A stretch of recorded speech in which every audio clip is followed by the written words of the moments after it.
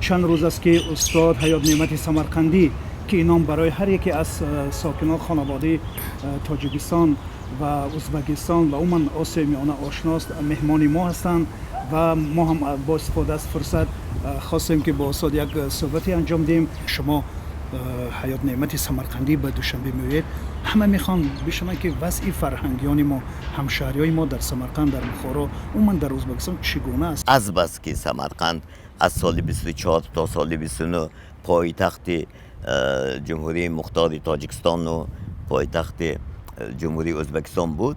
در سمرقند مکتب ها شده شد، مکتب های تاجیکی، مطبوعات بود، نشریات بود. انا همین سالها در سمرقند که مکتب های تاجیکی شده شد و نشریات های تاجیکی و حتی تئاتر تاجیکی و همین چیز با ما منفعت آورد. اما در بخارا این چیز دیده نشد. اگر در حال حاضر در سمرقند زیاده از 200 نویسنده و شاعری تاجیک است. از اینها 15 نفر عضو اتفاق نویسنده های تاجیکستان. حتی بعضی آن البته از بیم دارن، از سیاست بیم دارن و نشد اونها هم میخواهند که عضو اتفاق نویسنده های تاجیک شوند، اما بیم دارن. مثلا چی میتوند باعث بیم اونها شود؟ یعنی مولوی یک بیت عجیب دارد: به بیشه شیران را از زخم میندیش که اندیشه ترسیدن اشکالی زنان است. یعنی همه اندیشه به ترس مبدل گشته است امروز. مثلا در بخارا سراینده تاجیک قریب که نیست. اگر باشدم امروز به رویه ایرانی ها میخوانند، سرودهای ایرانی میخوانند. از تاجیک گفتنشان و تا از تاجیکی خواندنشان میترسند. یعنی فشارهایی هست استاد در مقامات بخارا و این بود فشار. فشار اون بود که همون سالهایی که سال 20 جمهوری خلقی بخارا تشکیل شد و عبدالرؤوف فطرت برای زبان تاجیکی جریمه انداخت، از همون جسد شد. استاد حالا سطح همکاری های فرهنگی، یعنی منظورم این که وزارت فرهنگی ازبکستان با تاجیکستان، اتفاق نویسندگان ازبکستان با تاجیکستان در چه سطح قرار دارد؟ عموما رابطه نیست.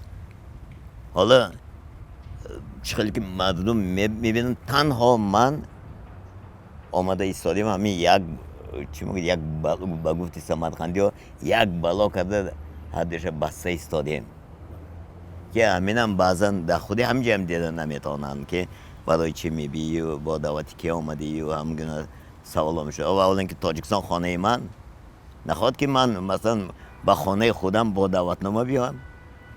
این تازه یک خنده آور و خنده خریش هست. این اگر به عنوان مثال سمرقند رو بگیریم، در اونجا برنامه‌های رادیو، تلویزیون نسبت سالهای پیشین بیشتر شده استاد است یا کمتر؟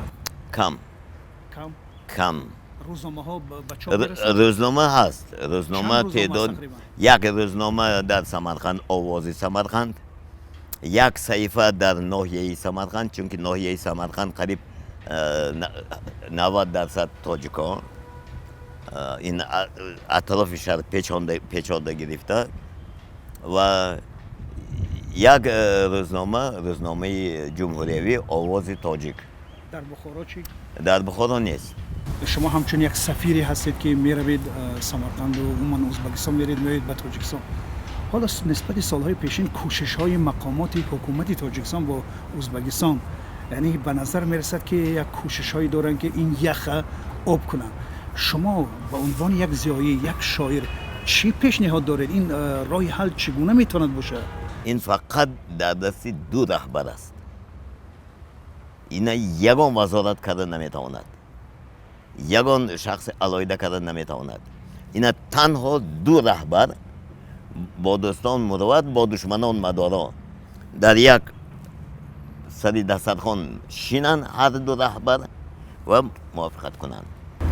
استاد تشکر برای صحبت خیلی هم جالبتون. تاجیکستان جان من، جانم به جانت ای وطن، جان ببخشد بر روان من روانت ای وطن.